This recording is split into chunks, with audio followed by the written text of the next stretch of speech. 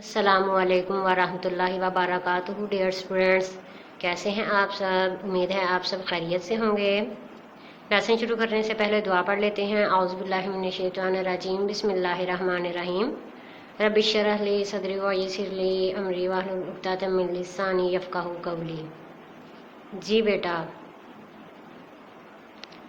हमारी दोहराई चल रही है क्योंकि सिलेबस ख़त्म हो चुका है। हमने जो नज़म हम्द थी उसकी दोहराई कर ली है। आज हम दोहराई करेंगे नात की, ठीक है।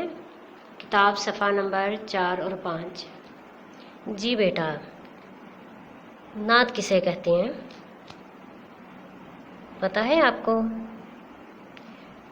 वो नज़म जिसमें हज़रत मोहम्मद सल्लल्लाहु अलैहि वसल्लम की तारीफ़ बयान की जाए उसे नात कहते हैं। हम्द और नात में आपने डिफरेंस रखना है, ठीक है। हम्द किसे कहते हैं बताएं ज़रा? हम्द उस नज़म को कहते हैं जिसमें अल्लाह ताला की तारीफ़ बयान की जाए। नात उस नज़म को कहते हैं जिसमें हज़रत मोहम्मद सल्लल्लाहु अलैहि वसल्लम की तारीफ़ बयान की जाए। अच्छा, जहाँ भी हज़रत मोहम्मद सल्लल्लाहु अलैहि वसल्लम का नाम आए तो आपने सल्लल्लाहु अलैहि वसल्लम दिल में ज़रूर कहना है, ठीक है जी। रीड करें ज़रा नात को, अच्छे तरीके से रीड करें। रीड करते हुए आपके माइंड में क्या आ रहा है? ये जो नात लिखी हुई है ये किसी वाक़े की तरफ कुछ इशारा दे रही है। इसमें कोई एक वाक़या बताया गया है, वो बहुत ही मशहूर वाक़या है। अच्छा, ये जो नात है जिसमें हज़रत मोहम्मद सल्लल्लाहु अलैहि वसल्लम की तारीफ़ बयान की जाती है, ये हज़रत मोहम्मद सल्लल्लाहु अलैहि वसल्लम के ज़माने से ही नात लिखना शुरू हो गए थे। और जो सबसे पहले नात लिखी थी वो हज़रत हसन बिन साबित रज़ियल्लाहु ताला अन्हु ने लिखी थी, ठीक है जी। बच्चों, इस नात में वाक़े मेराज का पता है ना आपको कि जो है वो शब मेराज, ये इससे रिलेटेड है, ठीक है। कि इस नात में भी जो है वो शब मेराज का जिक्र किया गया है कि जिसमें जिस रात हज़रत मोहम्मद सल्लल्लाहु अलैहि वसल्लम को अर्श पर बुलाया गया था। हज़रत जिब्राईल अलैहिस्सलाम आए थे और हज़रत मोहम्मद सल्लल्लाहु अलैहि वसल्लम को बुराक पे बिठाया गया था। बुराक घोड़ा है जो जिसकी रफ्तार बहुत तेज़ है और वो बिजली से ज़्यादा तेज़ दौड़ सकता है, ठीक है।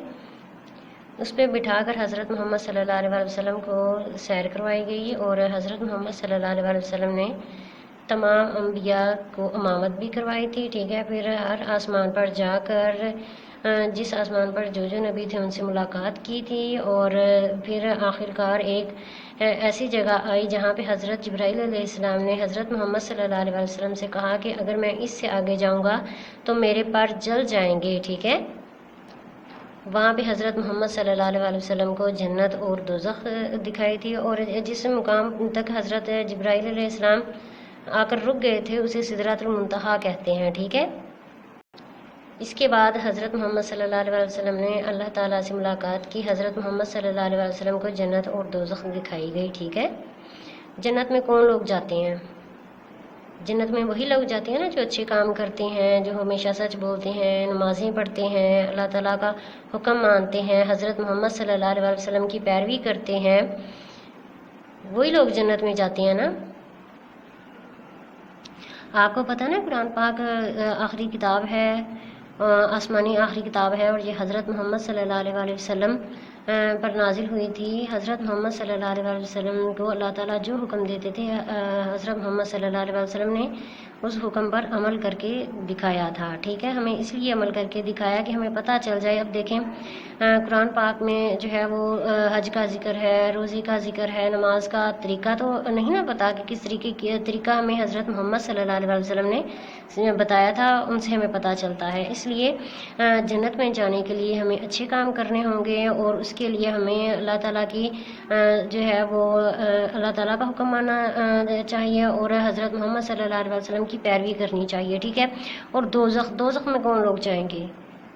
दोज़ख में वही लोग जाएंगे ना जो अल्लाह ताला का हुक्म नहीं मानेंगे और जो है वो हज़रत मोहम्मद सल्लल्लाहु अलैहि वसल्लम की पैरवी नहीं करेंगे, झूठ बोलेंगे, नमाज़ें नहीं पढ़ेंगे और जो है वो अपने वालिदैन के साथ अच्छा सलूक नहीं करेंगे। چلیں آئیں اب ہم سٹارٹ کرتے ہیں پہلے شعر سے. جی پہلا شعر ریڈ کریں. ریڈ کر لیا. اس میں ہے فلک. فلک کا کیا مطلب ہے؟ آسمان. کیا مطلب ہے؟ آسمان. آستاں. اگلا لفظ کیا ہے؟ آستاں. اس کا مطلب ہے چوکھٹ، دروازہ. ٹھیک ہے کہ حضرت محمد صلی اللہ علیہ وسلم کو آسمانوں کی سیر کروائی گئی اور جو ہے وہ عرش کہتے ہیں جہاں پہ جو ہے وہ فرشتے ہوتے ہیں. ٹھیک ہے، اور انبیاء کرام ہوتے ہیں، انہیں عرش کہتے ہیں. اور جو ہے وہ حضرت محمد صلی اللہ علیہ وسلم کو عرش پر بلایا گیا تھا، اس لیے یہاں پہ انہوں نے کہا ہے کہ جی عرش پر ہے مقام محمد صلی اللہ علیہ وسلم کا.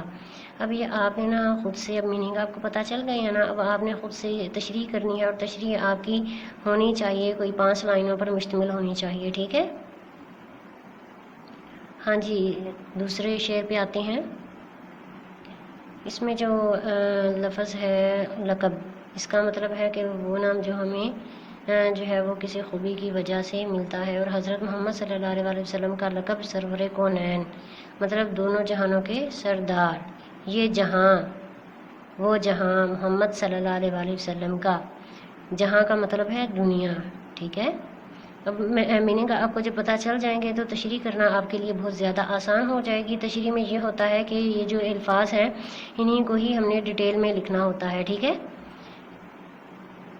اس سے اگلے شعر کی طرف آئیں. گرد راہ. گرد راہ کا کیا مطلب ہے؟ راستے کی دھول.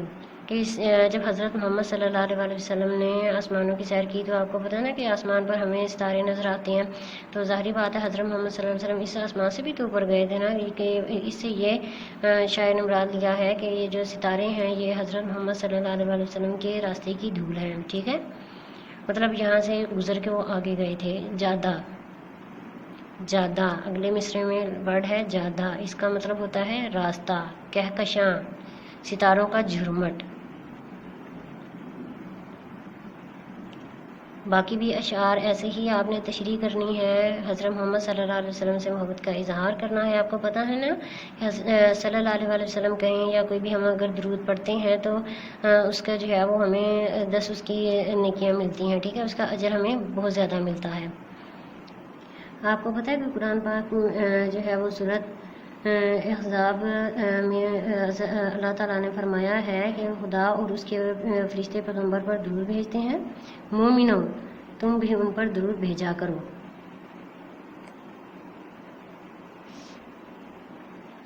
آپ کو حضرت محمد صلی اللہ علیہ وسلم کے جو ہے وہ مقام کا پتہ تو ہوگا نا کہ کیا مقام ہے. کہ سب سے بلند مقام جو ہے نبیوں میں حضرت محمد صلی اللہ علیہ وسلم کا ہے.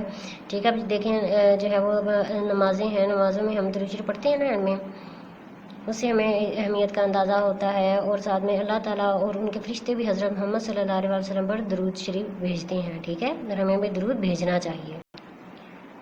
اچھا یہ ہے کہ دیے گئے الفاظ کے معنی لغت سے تلاش کر کے لکھیے. اب یہ آپ کو الفاظ کے معنی بتا دیے گئے ہیں. آپ نے دوبارہ سے ویڈیو کو سننا ہے اور اس کے بعد آپ نے اپنی کاپی پر معنی لکھنے ہیں. ٹھیک ہے. آگے ہے کثیر الانتخابی سوالات. مندرجہ ذیل میں سے ہر ایک کے درست جواب کے گرد دائرہ بنا کر خالی جگہ میں لکھیے.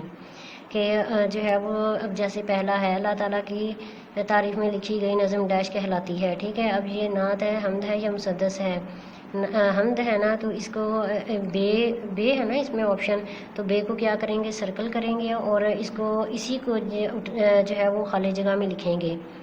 اسی طرح یہ آگے بھی آپشن ہے. یہ آپ نے نظم پڑھی ہے، نظم ہی یہ آپ کو اس کے آنسر پتہ چل جائیں گے. یہ آپ نے خود سے کرنے. آپ نے تشریح اچھے طریقے سے الفاظ معنی اور کثیر الانتخابی سوالات یہ اچھے طریقے سے آپ نے کرنے ہیں. ٹھیک ہے. اللہ حافظ کلاس.